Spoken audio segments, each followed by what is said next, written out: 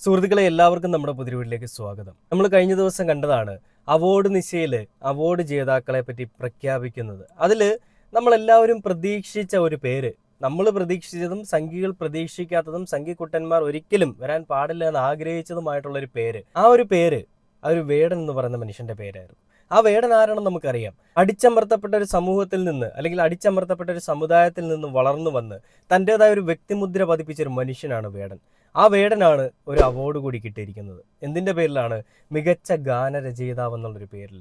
അത് ഏത് പാട്ടാണ്? വിയർപ്പ് തുന്നിയിട്ട കുപ്പായം എന്ന് പറയുന്നൊരു പാട്ട്. മഞ്ഞുമൽ ബോയ്സിലെ വിയർപ്പ് തുന്നിയിട്ട കുപ്പായം എന്ന് പറയുന്നൊരു പാട്ടിന് ആ ഒരു പാട്ട് എഴുതിയതിൻ്റെ പേരിൽ വേടന് മികച്ച ഒരു ഗാനരചയിതാവ് എന്നുള്ളൊരു പട്ടം കൂടി കിട്ടിയിരിക്കുകയാണ്. അതേ സുഹൃത്തുക്കളെ, സംഘികൾ അടിച്ചമർത്താൻ ശ്രമിച്ച, ഇന്നലകളിൽ നമ്മുടെ സമൂഹത്തിൽ നിലനിന്നിരുന്ന കൊള്ളരുതായ്മകൾ ഇന്നും ആവിഷ്കരിക്കാൻ ശ്രമിച്ച ആ ഒരു വ്യക്തിയുടെ പേരിൽ അല്ലെങ്കിൽ ആ ഒരു വ്യക്തിയുടെ മേലേക്ക് ആവിഷ്കരിക്കാൻ ശ്രമിച്ചതിന് ഫലമായിട്ട് അല്ലെങ്കിൽ അതിനൊക്കെ ഒരു തിരിച്ചടിയായിട്ട് തന്നെയാണ് വേടൻ്റെ അവാർഡ് കിട്ടിയിരിക്കുന്നത്. സംഘികളുടെ ഏതൊക്കെ രീതിയിലുള്ള മെഴുകലുകളായിരുന്നു, അത് ഏതൊക്കെ തലങ്ങളിലേക്കായിരുന്നു പോയതെന്നുള്ളത് നമ്മൾ പലതവണയായിട്ട് പല കാര്യങ്ങളിൽ കൂടി ചർച്ച ചെയ്തതാണ്. ആ ചർച്ചയിലെല്ലാം നമ്മൾ കണ്ടിരുന്നത്, അല്ലെങ്കിൽ ആ ചർച്ചകളിലെല്ലാം നമ്മൾ കണ്ട ഒരു ഏറ്റവും വലിയൊരു കാര്യം സംഘികളുടെ മെഴുകൽ തന്നെയായിരുന്നു. ഒരിക്കലും സംഘികളല്ല നമുക്ക് പറയാൻ സാധിക്കത്തില്ല. ആ സംഘികളുടെ വൃത്തികെട്ട മെഴുകലുകളിൽ കൂടിയും ആ സംഘികൾ വൃത്തികെട്ട ഏതോ 2-3 സ്ത്രീകളെ മുന്നിലേക്ക് കൊണ്ടുവന്നിട്ട് വേടൻ ആ രീതിയിൽ റേപ്പ് ചെയ്തു, വേടൻ ഇങ്ങനെ അലിഗേഷൻസ് ഉണ്ടാക്കി എന്നൊക്കെ പറയാൻ വേണ്ടിയിട്ടും വേടനെതിരെ ഒരു റേപ്പ് അലിഗേഷൻസ് ഉണ്ടാക്കാൻ വേണ്ടിയിട്ടും വൃത്തികെട്ട പരിപാടികൾ കാണിച്ചത് നമ്മൾ കണ്ടതാണ്. ആ ഒരു വൃത്തികെട്ട പരിപാടികൾക്ക് ഒരു മറുപടിയായിട്ട് തന്നെയാണ് ഇടതുപക്ഷവും വലതുപക്ഷവും എല്ലാം വേടനെ തോളോട് തോൾ ചേർത്ത് നിർത്തിയതും അതേപോലെ തന്നെ ചേർത്ത് നിർത്തിയതും ഒക്കെ നമ്മൾ കണ്ടതാണ്. ഇരുകരങ്ങളും നീട്ടിയാണ് വേടനെ സ്വീകരിച്ചതും ആ വേടനെ ഒരു അമ്മക്കോഴി തൻ്റെ ചിറകുകൾക്കിടയിലേക്ക് ഒതുക്കി നിർത്തുന്നത് പോലെ തന്നെയാണ് നമ്മുടെ സംസ്ഥാന സർക്കാർ ഒതുക്കി നിർത്തിയത്. പല ആളുകളും ഈ ഒരു അവാർഡ് കിട്ടിയതിന് പിന്നാലെ കഞ്ചാവോളികൾക്കും പെണ്ണുപിടിയന്മാർക്കും ഒക്കെ അവാർഡ് കിട്ടുന്ന അല്ലെങ്കിൽ അവാർഡ് കൊടുക്കുന്ന ഒരു കാലഘട്ടത്തിലേക്ക് മാറിയെന്ന് ആലോചിക്കുമ്പോൾ എന്തൊരു വിഷമമാണെന്നൊക്കെ പറഞ്ഞുകൊണ്ടാണ് മെഴുകുന്നത്. അങ്ങനെ കമൻ്റ് ഇടുന്ന കമൻ്റോളികളോട് ഞാനൊന്ന് ചോദിക്കുകയാണ്, നമ്മുടെ സമൂഹത്തിലെ ഗാനങ്ങൾ എഴുതിയിട്ടുള്ള ഗാനരചയിതാക്കന്മാരെല്ലാം അല്ലെങ്കിൽ വലിയ രീതിയിലുള്ള നമ്മുടെ ബുക്കുകളൊക്കെ എഴുതിയിട്ടുള്ള ആളുകളൊക്കെയും എല്ലാവരും വലിയ മാന്യന്മാരാണോ? കഞ്ചാവ് ഉപയോഗിക്കാത്ത ഏതെങ്കിലും ഗാനരചയിതാവോ അല്ലെങ്കിൽ ഏതെങ്കിലും മ്യൂസീഷ്യൻസോ ഉണ്ടോ? അതും അല്ലെങ്കിൽ ഏതെങ്കിലും കഥ എഴുതുന്ന ആളുകളൊക്കെ ഉണ്ടോ? ഉണ്ടെങ്കിൽ നിങ്ങളൊന്ന് പറഞ്ഞു തരണം കേട്ടോ. അങ്ങനെയുള്ള ഏതെങ്കിലും ഒരുവനുണ്ടെന്നുണ്ടെങ്കിൽ ഒന്ന് കാണിച്ചു തരണം. ഇനി അതല്ല, പെണ്ണ് പിടിക്കാത്ത, ലഹരി ഉപയോഗിക്കാത്ത ഏതെങ്കിലും നടന്മാർ, മമ്മൂക്ക ഒഴികെ ഏതെങ്കിലും നടന്മാർ നമ്മുടെ മലയാള സിനിമയിലുണ്ടെങ്കിൽ അതുകൂടി ഒന്ന് കാണിച്ചു തരണം. സംഘികളുടെ അടിമയായിരിക്കുന്ന ലാലേട്ടൻ എന്ന് പറയുന്നൊരു വ്യക്തി ഒരു പക്ക പെണ്ണുപിടിയനാണെന്നുള്ളത് മോഹൻലാൽ തന്നെ പല ഇൻ്റർവ്യൂസിലും പറഞ്ഞിട്ടുണ്ട്. എത്ര സ്ത്രീകളുമായിട്ട് എത്ര സമയങ്ങളിൽ ബന്ധപ്പെട്ടിട്ടുണ്ടെന്ന് പോലും മോഹൻലാൽ ഒരു ഉളുപ്പ് പോലും ഇല്ലാതെ ഒരു ഇൻ്റർവ്യൂവിൽ പറഞ്ഞ് നമ്മളെല്ലാവരും കണ്ടിട്ടുണ്ട്. അത് കൗണ്ട്ലെസ് ആണ്. അതായത് എണ്ണി തിട്ടപ്പെടുത്താൻ പറ്റാത്തത്രയും ആളുകളുമായിട്ട് മോഹൻലാലിന് ബന്ധമുണ്ടായിരുന്നു. അങ്ങനെയുള്ളൊരു വ്യക്തിയാണ് മോഹൻലാൽ. ആ മോഹൻലാലിന് ഒരു ഫാൽക്കെ അവാർഡ് കിട്ടിയപ്പോൾ എന്തേ ഈ പറയുന്ന രീതിയിലുള്ള മൊഴിയലുകളും അല്ലെങ്കിൽ ഈ പറയുന്ന രീതിയിലുള്ള മെഴുകലുകളും ഒന്നും കണ്ടില്ല? അതൊക്കെ നല്ലതാണല്ലേ? കാരണം അവരൊക്കെ ഉന്നതിയിൽ നിൽക്കുന്ന ആളുകളല്ലേ.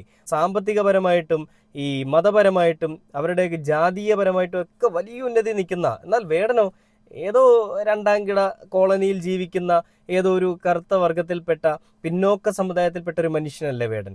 ആ വേടൻ ഇങ്ങനെയൊക്കെ ചെയ്തു കഴിഞ്ഞാൽ അതൊക്കെ വലിയ തെറ്റാണ്, രാജ്യദ്രോഹ കുറ്റം തന്നെയാണ്. എന്നാൽ മോഹൻലാലിനെ പോലെയുള്ള ഒരു വ്യക്തിയോ അല്ലെങ്കിൽ ഹേമ കമ്മിറ്റി റിപ്പോർട്ടിൽ പല ആളുകളുടെയും പേര് നാമകരണം ചെയ്യപ്പെട്ടിട്ടും അങ്ങനെയുള്ളവരൊന്നും ചെയ്താലൊന്നും ഒരു പ്രശ്നമില്ല. കാരണം അവരൊക്കെ സാമൂഹിക പ്രതിബദ്ധത അല്ലെങ്കിൽ സമൂഹത്തിനോട് കുറേയൊക്കെ പ്രതിബദ്ധതയുള്ള ആളുകളാണ്. വേടനെ പോലെ പിന്നോക്ക സമുദായത്തിൽപ്പെട്ടവരല്ല, ജാതിയിൽ പിന്നോക്കം നിൽക്കുന്നവരല്ല എന്നൊക്കെയാണ് ഇവർ പറയാൻ വരുന്നത്. ഈ സംഘികളുടെ മെഴുകലുകളുടെ ഏതൊക്കെ തലങ്ങളിലേക്കാണ് പോകുന്നതെന്നുള്ളത് നമ്മൾ നല്ല രീതിയിൽ വേടൻ്റെ വിഷയത്തിൽ കണ്ടു. അതിൽ വലിയ രീതിയിൽ കുരുപൊട്ടലായിരുന്നു. വേടനെ പിടിച്ച് അകത്തിടണം, വേടൻ്റെ ഭാവി കളയണം, വേടൻ്റെ ഈ കലാജീവിതമേ അങ്ങ് മുടിപ്പിച്ച് കളയണം, വേടൻ എന്ന് പറയുന്ന ഒരു കലാകാരൻ ഇനി ഉണ്ടാവാൻ പാടില്ല, കഞ്ചാവോളിയാണ്. ഇപ്പം നമുക്കറിയാം വേടൻ്റെ ഈ ഒരു അവാർഡ് കിട്ടിയൊരു സമയം വേടൻ ഏറ്റവും ഡിപ്രഷനിലൂടെ കടന്നു പോകുന്നൊരു സമയം തന്നെയായിരിക്കാം. വേടൻ എന്ന് പറയുന്നൊരു മനുഷ്യൻ ഈ അലിഗേഷൻസ് എല്ലാം ഉണ്ടായതിൻ്റെ പിന്നാലെ വേടൻ ഒരു തലത്തിലേക്ക് അങ്ങോട്ട് ഒതുങ്ങി. ആ വേടന് പരിപാടികൾ താൻ തന്നെ എഴുതിയ തൻ്റെ പാട്ട് തന്നെ ഒരു സ്റ്റേജിൽ വെച്ചിട്ട് മറന്നു പോവുക എന്ന് പറയുന്നത് എത്രത്തോളം വിഷമകരമായൊരു അവസ്ഥയാണ്. ആ അവസ്ഥയിലേക്ക് എന്തായിരുന്നു സംഘികളുടെ ആഗ്രഹം? ആ അവസ്ഥയിലേക്ക് വേടനെ ഇവർ തള്ളിവിട്ടു. ആ വേടൻ തൻ്റെ പാട്ട് പോലും പറഞ്ഞു. അത് ചെറിയ കാര്യമായിട്ട് നിങ്ങളൊക്കെ കാണുന്നുണ്ടാകും. എന്നാൽ വേടനെ സ്നേഹിക്കുന്ന ഞാനടങ്ങുന്ന ഒരുപാട് ആളുകൾ അതൊക്കെ വലിയൊരു കാര്യമാക്കി തന്നെയാണ് കാണുന്നത്. കാരണം ആ ഒരു കലാകാരൻ്റെ കലയെ നശിപ്പിക്കാനായിരുന്നു സംഘികളുടെ ആഗ്രഹം. അതിനു വേണ്ടിയിട്ടാണ് ഒരു പെൺകുട്ടിയെ കൊണ്ടുവന്നിരുത്തിക്കൊണ്ട് വേടൻ്റെ അമ്മയോട് പോലും കാമമുള്ള ഒരു വ്യക്തിയായിരുന്നു, വേടൻ കവിയത്രിയോട് കാമമുള്ള ഒരു വ്യക്തിയായിരുന്നു എന്നൊക്കെ പറഞ്ഞുകൊണ്ട് ഒരു അലിഗേഷനുമായിട്ട് വന്നത്. അങ്ങനെ പറഞ്ഞിട്ട് അതിനെ എതിരെ സംസാരിക്കാനായിട്ട് വേണ്ട ഒരു അവസരം കിട്ടുന്നില്ല, അല്ലെങ്കിൽ അതിനെതിരെ സംസാരിക്കാൻ വേണ്ട സാധിക്കുന്നില്ല. എന്തുകൊണ്ടാണ്? സംഘികളുടെ കടന്നുകയറ്റവും സംഘികളുടെ മെഴുകലും ആ ലെവലിലേക്കൊക്കെ വരെ പോയിട്ടുണ്ട്. അപ്പം അങ്ങനെ ഒരു വ്യക്തിയെ സമൂഹത്തിൽ ഇത്രയും അധികം ആളുകൾ സ്വീകരിക്കുന്ന, അല്ലെങ്കിൽ സമൂഹത്തിൽ ഇത്രയും അധികം ആളുകൾ സ്നേഹിക്കുന്ന ഒരു വ്യക്തിയെ ആ രീതിയിലേക്ക് വന്ന് കളിയാക്കിക്കൊണ്ട് അല്ലെങ്കിൽ കരിവാരി തേച്ചപ്പോൾ എന്താണ് ഒരാൾക്ക് പോലും അറിയാത്ത സ്വന്തം ശരീരം ആരുടെയും മുന്നിൽ പണയം വെക്കാൻ നടക്കുന്ന ഈ ഒരു സ്ത്രീക്ക് കിട്ടിയത്? ഞാൻ അങ്ങനെ തന്നെ പറയുള്ളൂ. ഇതൊരു സ്ത്രീത്വത്തെ അപമാനിച്ചു എന്നോ അല്ലെങ്കിൽ ഒരു കേസ് നടക്കുമ്പോൾ ആ ഒരു കേസിന് എഗെയിൻസ്റ്റ് ആയിട്ട് ഞാൻ സംസാരിച്ചു എന്നോ പലരും പറഞ്ഞു വരാം. എന്ത് കോപ്പുമായിട്ട് വന്നാലും ഞാൻ അങ്ങനെ തന്നെ പറയും. അതായത് താൻ ഒരാണൊരുത്തൻ വന്നിട്ട് പറയുകയാണ്, ഞാൻ നിന്നെ കെട്ടിക്കോളാം, എനിക്ക് നിന്റെ കൂടെ ഒരു ദിവസം കിടക്ക പങ്കിടണം. അങ്ങനെ പറയുമ്പോൾ ചാടിത്തുള്ളി എല്ലാം അവന് മുന്നിലേക്ക് പ്രദർശിപ്പിക്കുന്ന ഒരാളാണോ സ്ത്രീ? ഒരിക്കലും നമ്മുടെ സമൂഹത്തിൽ അല്ലെങ്കിൽ നമ്മുടെ കേരളത്തിൽ നല്ല മനസ്സുള്ള അല്ലെങ്കിൽ നല്ല പെൺകുട്ടികൾ, നല്ല കുടുംബത്തിൽ പറഞ്ഞൊരു പെൺകുട്ടിയെ ഞാൻ ആ രീതിയിൽ കാണത്തില്ല. നല്ല കുടുംബത്തിൽ പറഞ്ഞ പെൺകുട്ടിയാണെങ്കിൽ അവൻ്റെ മുഖം നോക്കി നല്ലൊരു പൊട്ടിക്ക് കൊടുത്തിട്ട് ഇറങ്ങി അവൻ്റെ പാട്ടിന് പോവും. എന്നാൽ ഇതൊക്കെ താല്പര്യമുള്ള അല്ലെങ്കിൽ ഇങ്ങനെയൊക്കെ വേണമെന്ന് ആഗ്രഹിക്കുന്ന ഒരു പെൺകുട്ടിയാണെന്നുണ്ടെങ്കിലോ അത് അവരോടൊപ്പം എല്ലാ രീതിയിലും അങ്ങ് പങ്കിടും. പിന്നീട് അതിനുശേഷം എല്ലാം മോശമായിരുന്നല്ലോ നടന്നത്, അങ്ങനെ നടക്കാൻ പാടില്ലായിരുന്നല്ലോ എന്ന് തോന്നുന്ന നിമിഷം ഒരു അലിഗേഷനുമായിട്ട് അങ്ങോട്ട് വരികയാണ്. അയാൾ എന്നെ ഇങ്ങനെ ചെയ്യാൻ ശ്രമിച്ചു, അങ്ങനെ ചെയ്യാൻ ശ്രമിച്ചു എന്ന് പറഞ്ഞിട്ട് എന്ത് ലോജിക്കാണ്, എന്ത് വാല്യൂ ആണുള്ളത്? ഇതിനെയൊക്കെ സ്ത്രീ എന്ന് വിളിക്കാൻ പറ്റുമോ? മറ്റ് പല പേരുകളും വിളിക്കണം, ഞാൻ അതൊന്നും വിളിക്കുന്നില്ല. അപ്പോൾ എന്താണ് ഇന്നത്തെ ഈ ഒരു അവാർഡിൽ പറയുന്നതെന്നും അതിന് എഗെയിൻസ്റ്റ് ആയിട്ട് വേണ്ട എന്താണ് പറയാനുള്ളതെന്നും കേട്ട് നോക്കിയിട്ട് ബാക്കി വീഡിയോയിലേക്ക് വരാം.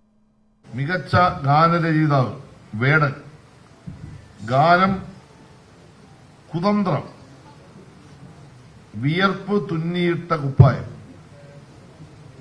ചിത്രം മഞ്ഞുമൽ ബോയ്സ്, 50,000 രൂപ ശില്പവും പ്രശസ്തി പത്രവും.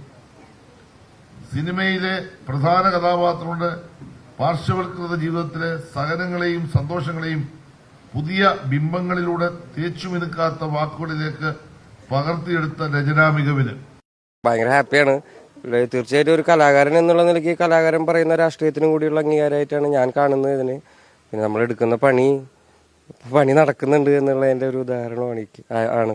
സന്തോഷമായത് ഒരു പാട്ടുകാരൻ എന്നുള്ളൊരു നിലയിനേക്കാളും ലിറിസിസ്റ്റ് എന്ന് പറയുന്ന അങ്ങനെ അംഗീകരിക്കപ്പെടുമ്പോഴൊക്കെ ലൈക്ക് ഒരു 100% എഫർട്ട് എടുത്തിട്ടാണ് ആ പാട്ട് എഴുതിയിരിക്കുന്നത്. അപ്പോൾ ഞാൻ ഭയങ്കര ഹാപ്പിയാണ് അതിൽ. കണ്ടില്ലേ, അർഹതയ്ക്കുള്ള അംഗീകാരം. അത് എവിടെയാണെങ്കിലും എന്നാണെങ്കിലും എത്ര കാലങ്ങൾ പിന്നിട്ടിട്ടാണെങ്കിലും എത്ര കാലങ്ങൾ കഴിഞ്ഞിട്ടാണെന്നുണ്ടെങ്കിലും അത് ആരെയാണോ അറിയിക്കപ്പെടുന്നത് അല്ലെ ആർക്കാണോ അർഹതപ്പെട്ടത് അവരിലേക്ക് തന്നെ തേടിയെത്തുമെന്നുള്ളതിൻ്റെ ഉദാഹരണമാണ് കാണുന്നത്.